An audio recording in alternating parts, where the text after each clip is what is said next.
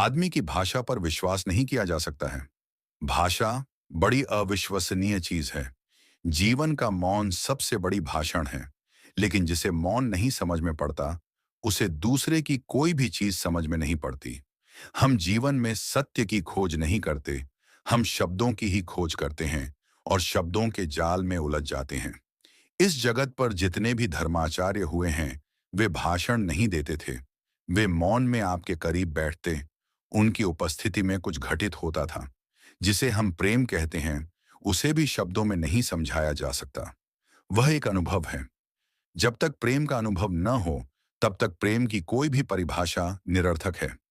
दूसरी बात, मैंने नहीं, आप भी देख सकते हैं। अगर यह दुर्भाग्य है कि निराशा इसने घेरा है, कि जीवन में कोई रोशनी नहीं पड़ती, कोई किरण नहीं पड़ती, इससे बड़ा एक अभिशाप और क्या हो सकता है। ये सभी व्यक्ति कहते हैं कि जीवन में कुछ नहीं बचा है। वे कहते हैं कि मनुष्य का जीवन दुखों से भरा हुआ है। और वे कहते हैं कि मनुष्य के जीवन का कोई अर्थ नहीं है। उसके पश्चात एक आदमी आता है। वे सब बातें सुनकर आदमी सोचने लगता है। अगर वह मनुष्य की तरह सोचने लगता है, तो आदमी निराश हो जाता है। लेकिन आदमी को निराश होना नहीं चाहिए। जो निराशा पैदा हो गई है, वह केवल विचारों के कारण पैदा हुई है। वह हमारे भीतर की स्थिति नहीं है। अगर आपने अपने भीतर झांकना शुरू किया है, तो आप पाएंगे कि वहां कुछ और ही है। वहां मौन है, वहां शांति है, वहां आनंद है। लेकिन हम बाहर बाहर खोजते रहते हैं। बाहर की खोज में आदमी अपने भीतर के खजाने को खो देता है। मैंने एक व्यक्ति से कहा कि वह अपने भीतर जाए। उसने कहा, वहां मुझे कुछ नहीं मिलेगा। मैंने कहा, यही तो भूल है। भीतर जाने पर ही सब मिलता है, बाहर कुछ भी नहीं मिलता। एक दिन एक आदमी मेरे पास आया। वह बहुत दुखी था। उसने कहा, मैं जीवन से थक गया हूं। मैंने उससे पूछा, क्या तुमने कभी अपने भीतर झांका है? उसने कहा, नहीं। मैंने कहा, यही कारण है कि तुम दुखी हो।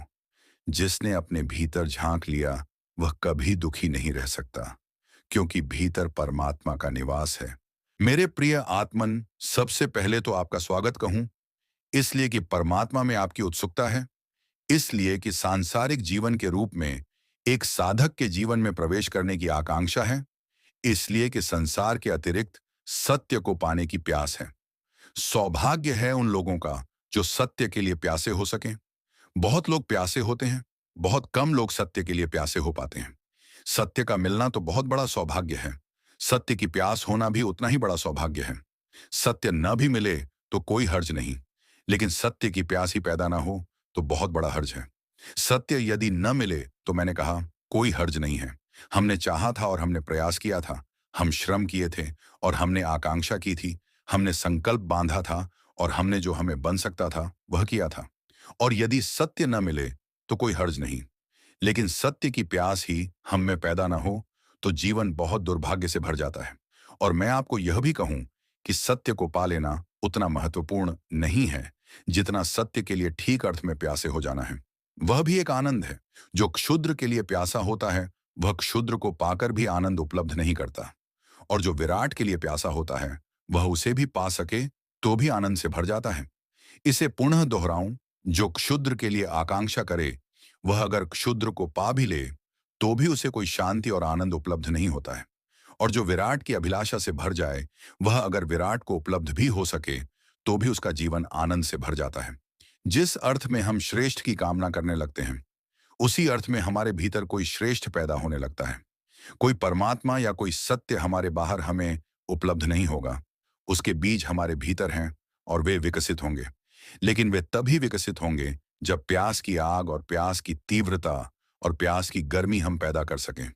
मैं जितनी श्रेष्ठ की आकांक्षा करता हूं, उतने ही मेरे मन के भीतर छिपे हुए वे बीज जो विराट और श्रेष्ठ बन सकते हैं, वे कंपित होने लगते हैं और उनमें अंकुर आने की संभावना पैदा हो जाती है।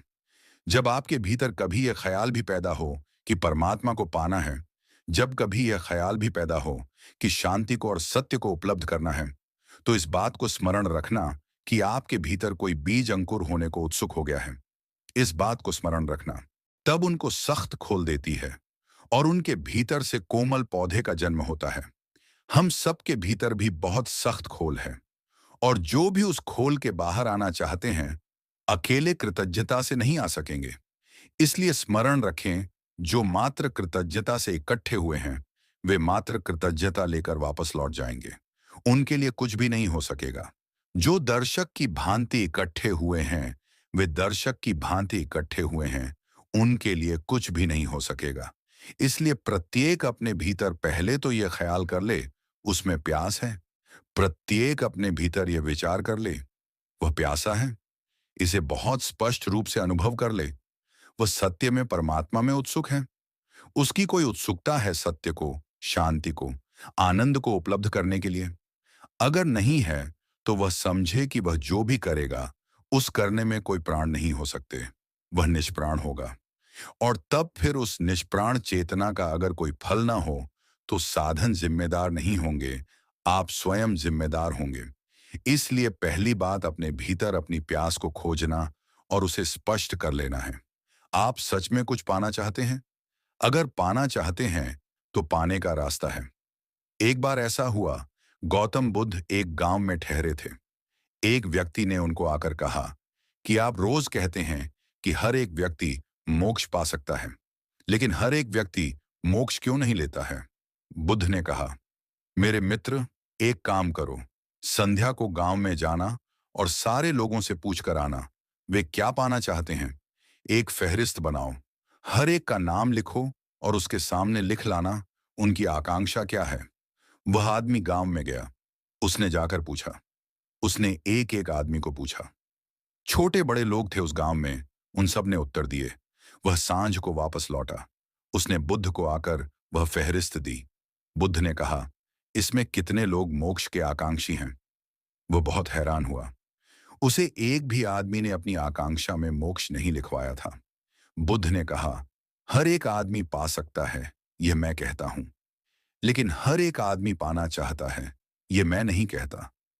हर एक आदमी पा सकता है, यह बहुत अलग बात है, और हर एक आदमी पाना चाहता है, यह बहुत अलग बात है।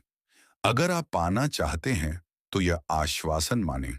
अगर आप सच में पाना चाहते हैं, तो इस जमीन पर कोई ताकत आपको रोकने में समर्थ नहीं है। और अगर आप नहीं पाना चाहते, तो इस जमीन पर कोई ताकत आपको देने में भी समर्थ नहीं है। तो सबसे पहली बात, सबसे पहला सूत्र जो स्मरण रखना है, वह यह कि आपके भीतर एक वास्तविक प्यास है। अगर है, तो आश्वासन माने कि रास्ता मिल जाएगा, और अगर नहीं है, तो कोई रास्ता नहीं है।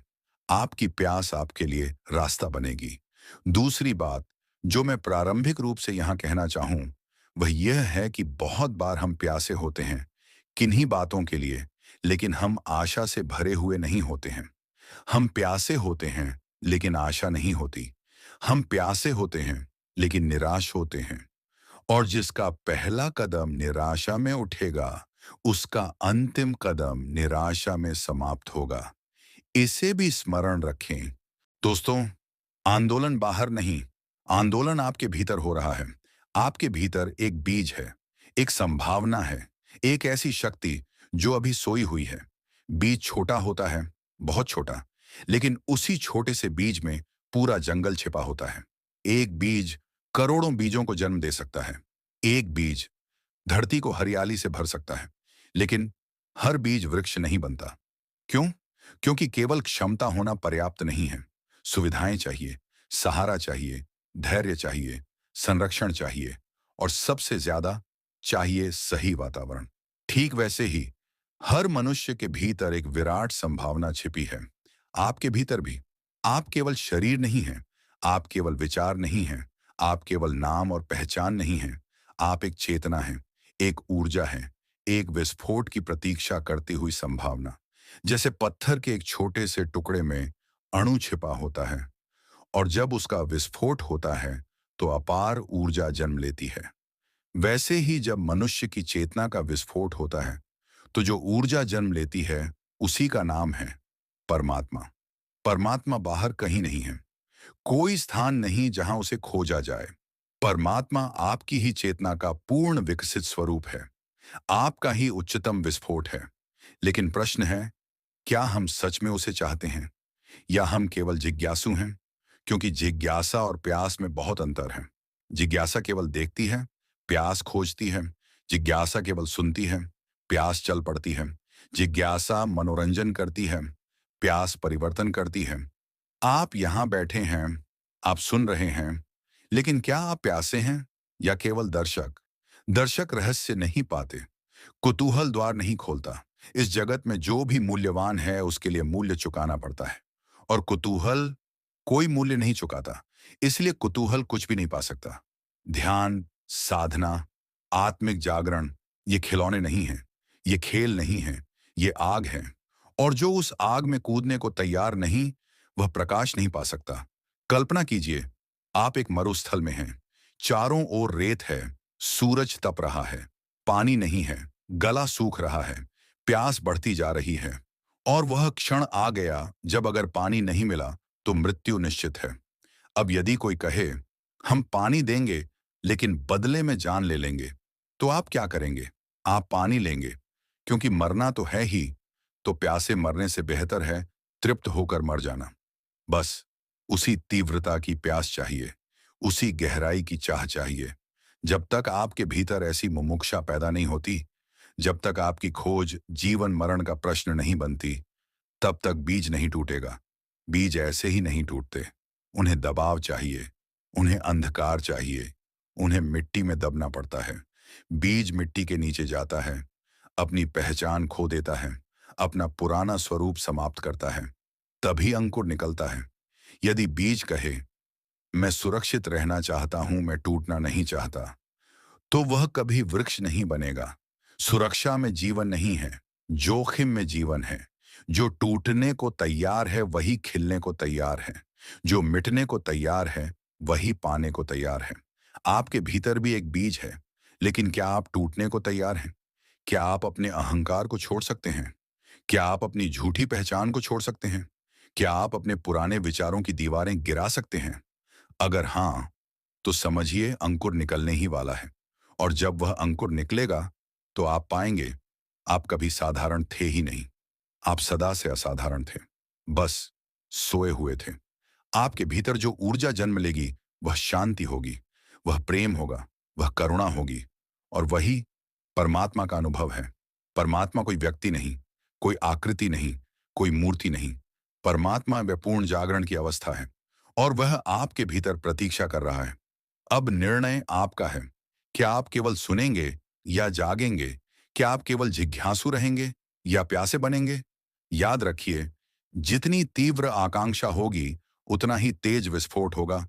जितनी गहरी प्यास होगी उतना ही ऊंचा अंकुर उठेगा। और जब वह अंकुर वृक्ष बनेगा, तो केवल आपका जीवन नहीं बदलेगा, आपके आसपास की दुनिया भी बदल जाएगी। क्योंकि एक जागृत मनुष्य हजारों सोए हुए लोगों को जगा सकता है। तो आज से सिर्फ जानना मत, जीना शुरू करो। सिर्फ सुनना मत, अनुभव करो। सिर्फ सोचना मत, ध्यान करो। अपने भीतर के बीज को मिट्टी दो, अंधकार दो, धैर्य दो, और सबसे बढ़कर प्यास दो। बाकी सब अपने आप होगा। धीमा विराम। आपके भीतर जो ऊर्जा जन्म लेने वाली है, उसी का नाम है परमात्मा। आदमी की भाषा पर विश्वास नहीं किया जा सकता है। भाषा बड़ी अविश्वसनीय चीज है। जीवन का मौन सबसे बड़ी भाषण है। लेकिन जिसे मौन नहीं समझ में पड़ता, उसे दूसरे की कोई भी चीज समझ में नहीं पड़ती। हम जीवन में सत्य की खोज नहीं करते, हम शब्दों की ही खोज करते हैं, और शब्दों के जाल में उलझ जाते हैं। इस जगत पर जितने भी धर्माचार्य हुए हैं, वे भाषण नहीं देते थे। वे मौन में आपके करीब बैठते। उनकी उपस्थिति में कुछ घटित होता था। जिसे हम प्रेम कहते हैं, उसे भी शब्दों में नहीं समझाया जा सकता। वह एक अनुभव है। जब तक प्रेम का अनुभव न हो, तब तक प्रेम की कोई भी परिभाषा निरर्थक है। दूसरी बात, मैंने नहीं, आप भी देख सकते हैं। अगर यह दुर्भाग्य है कि निराशा इसने घेरा है, कि जीवन में कोई रोशनी नहीं पड़ती, कोई किरण नहीं पड़ती, इससे बड़ा एक अभिशाप और क्या हो सकता है? ये सभी व्यक्ति कहते हैं कि जीवन में कुछ नहीं बचा है। वे कहते हैं कि मनुष्य का जीवन दुखों से भरा हुआ है, और वे कहते हैं कि मनुष्य के जीवन का कोई अर्थ नहीं है। उसके पश्चात एक आदमी आता है। वे सब बातें सुनकर आदमी सोचने लगता है। अगर वह मनुष्य की तरह सोचने लगता है तो आदमी निराश हो जाता है।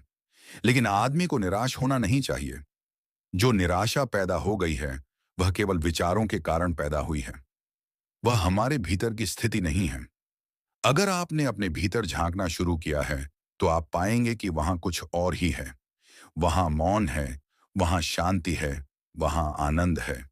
लेकिन हम बाहर बाहर खोजते रहते हैं। बाहर की खोज में आदमी अपने भीतर के खजाने को खो देता है। मैंने एक व्यक्ति से कहा कि वह अपने भीतर जाए। उसने कहा, वहां मुझे कुछ नहीं मिलेगा। मैंने कहा, यही तो भूल है। भीतर जाने पर ही सब मिलता है, बाहर कुछ भी नहीं मिलता। एक दिन एक आदमी मेरे पास आया। वह बहुत दुखी था। उसने कहा, मैं जीवन से थक गया हूं। मैंने उससे पूछा, क्या तुमने कभी अपने भीतर झांका है? उसने कहा, नहीं। मैंने कहा, यही कारण है कि तुम दुखी हो। जिसने अपने भीतर झांक लिया वह कभी दुखी नहीं रह सकता, क्योंकि भीतर परमात्मा का निवास है।